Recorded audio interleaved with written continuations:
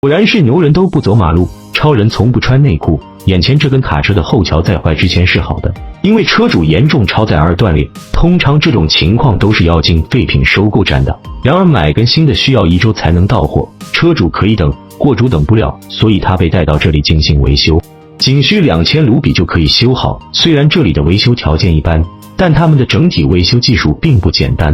正因为如此，但没上电视，没有上报，却有车主报道。接下来手工社就带大家一起看看维修师傅是如何一步一步修复这根断裂的卡车后桥的。整个修复过程非常精彩，并且非常解压，相信看到最后一定让你惊叹不已，明白什么叫做高手在民间。这是一个复杂的工程任务，需要专业知识和技能。在尝试自行修复之前，建议联系专业的卡车维修服务或专家进行评估和修复。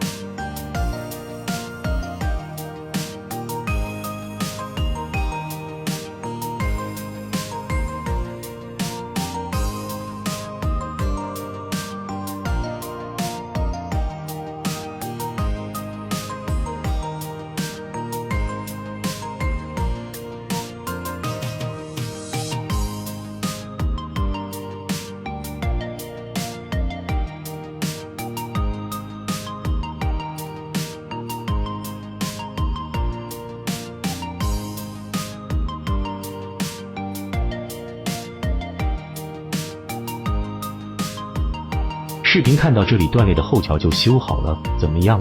是不是非常不可思议？那么问题来了，你敢用这样修复后的后桥吗？相信老司机都能给出明确的答案。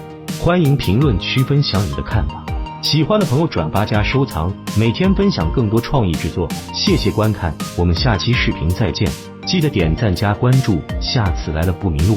你有病，你有病。